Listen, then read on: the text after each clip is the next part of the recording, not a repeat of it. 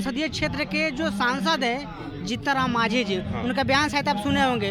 वो क्या बोल रहे हैं कि जितना भी लोग धरना पर बैठे हुए हैं ये लोग कठमूल्य लोग हैं। उनके बयान को कैसे देख रहे हैं? देखो, अभी वो जहाँ है, जिस परिस्थिति में है, वो गुलामी का, उनके बयानों को देख करके ऐसा लगता है कि वो गुलाम हो चुके हैं मानसिक रूप से, और ये गुलामी का ही ये प्रतीक है।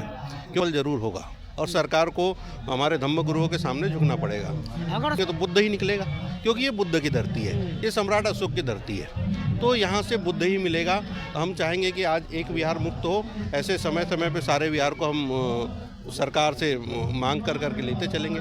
बुद्ध विहार को, बुद्ध को विरासत को खोदने के लिए खोदने की आवश्यकता नहीं है। वो तो खाली मंदिर में जाने को अनुमति मिल जाए, मतलब कैमरा लेकर के जाने को अनुमति मिलती है, ऑटोमेटिक उसका पर्दा हट जाएगा। देखो, आज नेता बने हैं, डॉक्टर बाबा साहब अम्बेडकर नहीं होते तो क्या ये नेता बन पाते? कोई मौजूद नहीं होता। हाँ, इन्हें आज भी तालाब के पानी को छूने का अधिकार नहीं होता। तो इनको जो अधिकार और जो राइट्स बाबा साहब ने दिए हैं, ये उनका उपयोग तो कर रहे हैं, लेकिन अपने व्यक्तिगत स्वार्थ के लिए कर रहे हैं। जिस दिन इन लोग समाज हित पे काम करने लगेंगे तो 84,000 स्तूप अपने आप धीरे धीरे निकल करके आएंगे। और ये लड़ाई लंबी है और काफ़ी लंबे समय तक चलेगी।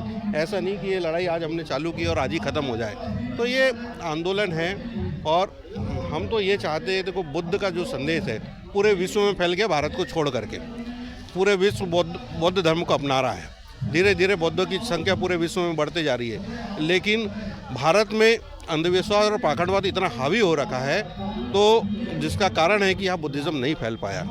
हम तो साथियों देख सकते हैं कि आज हमारे मौजूदगी बोध गया में है और बोध गया महाबोधि टेम्पल को मुक्त कराने के लिए अशोक सम्राट जी की जयंती है। उसी जयंती के शुभ अवसर पर मध्य प्रदेश से हमारे साथ में सर आए हुए हैं। तो क्या सर का परिचय सर से ही जानने की कोशिश करते हैं। तो सर, सबसे पहले आपका स्वागत है। नमस्कार भैया। सर, अपना थोड़ा सा परिचय बता दीजिए। मेरा नाम प्रशांत कुमार मेश्राम है। मैं बालाघाट मध्य प्रदेश से हूँ और जो यहाँ काफ़ी लंबे समय से आंदोलन चल रहा है महाबोधि मुक्त विहार से, जो है असामाजिक लोगों को हटाने का, और क्योंकि ये बौद्धिस्ट टेम्पल है, जैसे सभी धर्मों के धम्मगुरुओं को अपने टेम्पल में रहने का अधिकार है, वैसे ही बौद्ध धर्म के धम्मगुरुओं को उनका टेम्पल उन्हें हैंडओवर हो जाना चाहिए, क्योंकि ये लड़ाई काफ़ी लंबे समय से चली आ रही है। और ये जो बीटी एक्ट है जो 1949 में जो बना है, उसे सरकार को तत्काल रद्द करना चाहिए और ये बोध गया टेम्पल का जो पूरा मैनेजमेंट है वो बौद्धों के हाथ में होना चाहिए।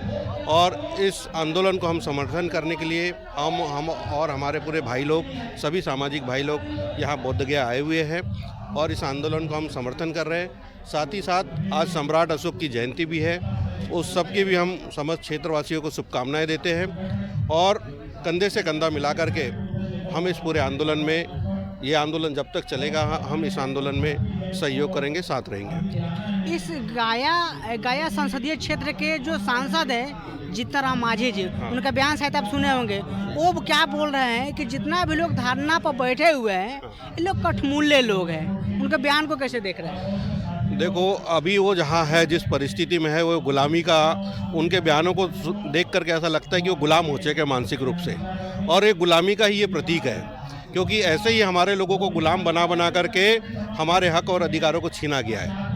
तो मैं जानता हूँ मानसिक रूप से गुलाम हो गए। 50 दिन से ज़्यादा हो गया लोग धरना पर बैठे हुए हैं, तो क्या लगता है सरकार इस पर बैकअप होगी? देखो, बुद्ध का जो संदेश है ना, प्रेम और करुणा का है, और प्रेम और करुणा से हम, जब बुद्ध ने पूरे विश्व में बौद्ध धर्म फैला दिया, तो ये आंदोलन भी निश्चित ही सफल होगा, क्योंकि आंदोलन बौद्धों का आंदोलन है। ये न किसी राजनीतिक दल का आंदोलन, ये बौद्धों का आंदोलन है और हमारे धम्मगुरुओं का आंदोलन है। ये निश्चित ही एक न एक दिन सफल जरूर होगा और सरकार को हमारे धम्मगुरुओं के सामने झुकना पड़ेगा। अगर सफल हो जाता है, तथागत गौतम बुद्ध का करना हो कि सफल हो जाए, तो यहीं पर सर सवाल एक बनता है कि आज जिनका जयंती है चक्रवर्ती सम्राट अशोक जी का, वो 84,000 बौद्ध विहार बनाए थे, जिसमें से एक वो ये भी है, बोध गया टेम्पल है। तो बाकी जब ये मुक्त हो जाता है तो बाकी नेक्स्ट कदम आप लोगों का क्या होगा? क्योंकि 84,000 तो और भी तो बौद्ध विहार है ना। अभी तो शुरुआत है और जो हमारी लड़ाई है वो समय समय पे होती आई है, लेकिन अब ये जो लड़ाई लड़ी जा रही है वो निर्णायक लड़ाई है और हम चाहेंगे कि जैसे ये बौद्ध विहार मुक्त हो, ऐसे ही पूरे देश भर के 84,000 जो सम्राट अशोक ने स्तूप बनाए थे उसे भी हम खोज करके निकालें, क्योंकि आजकल सरकार को भी खोजने का, गड्ढे खोदने का बड़ा शौक है। तो हम भी चाहते हैं खोदो, जिसमें हमारे पुरातत्व विभाग के लोगों से खोदेंगे तो बुद्ध ही निकलेगा, क्योंकि ये बुद्ध की धरती है, ये सम्राट अशोक की धरती है, तो यहाँ से बुद्ध ही मिलेगा।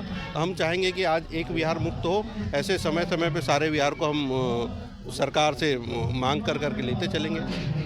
सरकार तो मुहिम चला रही है कि खोदो मंदिर खोदो, मस्जिद खोदो, लेकिन सर देखिए बुद्ध को विरासत को खोदने के लिए खोदने की आवश्यकता नहीं है। वो तो खाली मंदिर में जाने को अनुमति मिल जाए, मतलब कैमरा लेकर के जाने को अनुमति मिलती है, ऑटोमेटिक उसका पर्दा हट जाएगा। देखो, जब तक हमारे लोग मानसिक गुलाम रहेंगे ना, तब तक ये लड़ाई जीती नहीं जा सकती।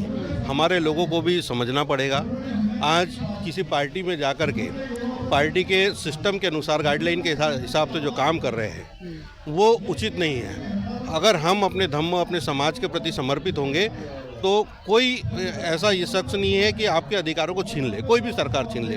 आज जागरूकता की हमारे समाज में कमी है, ये सबसे बड़ा मुख्य कारण समझ में आता है। जैसे आज जितने आपने जीताराम मांझी जी का बोला, और भी रामविलास पासवान जी के बेटे हैं, और भी बिहार से बहुत सारे नेता हैं। अगर ये अपने हक और अधिकारों के लिए लड़ना चालू कर दे, क्या ये जितने आज नेता बने हैं, डॉक्टर बाबा साहब अम्बेडकर नहीं होते तो क्या ये नेता बन पाते? कोई मौजूद नहीं होता। हाँ, इन्हें आज भी तालाब के पानी को छूने का अधिकार नहीं होता। तो इनको जो अधिकार और जो राइट्स बाबा साहब ने दिए हैं, ये उनका उपयोग तो कर रहे हैं, लेकिन अपने व्यक्तिगत स्वार्थ के लिए कर रहे हैं। जिस दिन इन लोग समाज हित पे काम करने लगेंगे तो 84,000 स्तूप अपने आप धीरे धीरे निकल करके आएंगे। और ये लड़ाई लंबी है और काफ़ी लंबे समय तक चलेगी। ऐसा नहीं कि ये लड़ाई आज हमने चालू की और आज ही ख़त्म हो जाए। तो ये आंदोलन है, और हम तो ये चाहते हैं, देखो बुद्ध का जो संदेश है पूरे विश्व में फैल गया, भारत को छोड़ करके पूरे विश्व बौद्ध धर्म को अपना रहा है। धीरे धीरे बौद्धों की संख्या पूरे विश्व में बढ़ते जा रही है, लेकिन भारत में अंधविश्वास और पाखंडवाद इतना हावी हो रखा है, तो जिसका कारण है कि यहाँ बुद्धिज़्म नहीं फैल पाया।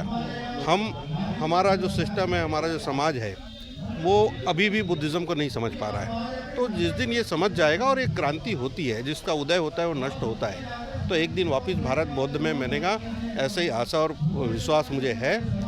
और हमारे धम्मगुरुओं को जो काफ़ी लंबे समय से आंदोलन कर रहे हैं, हमारा पूरा समर्थन हमारे धम्मगुरुओं को है, और हम समय समय पर यहाँ आकर के अपना समर्थन देते रहेंगे। धन्यवाद। लास्ट सवाल सर जानेंगे आपसे। अभी देखिए, जो बोलने की आज़ादी, जो संविधान में हम लोग का बोलने का आज़ादी मिला है, उस आज़ादी को सर लोग छीन रहे हैं। कैसे? देखिए, अभी बौद्ध विहार में भंते जी गए थे, उनको ऊपर जो वीडियो करके देखा है, उनके ऊपर FIR हो गया, और उसी के साथ साथ जो वीडियो को जो पब्लिश करके दिखाया लोगों को अंदर, लोगों के बीच में, जो धाकड़ TV के एडिटर है, उनके ऊपर भी FIR हो गया। तो सर ऐसा तो कैसे आज़ादी छीना जा रहा है?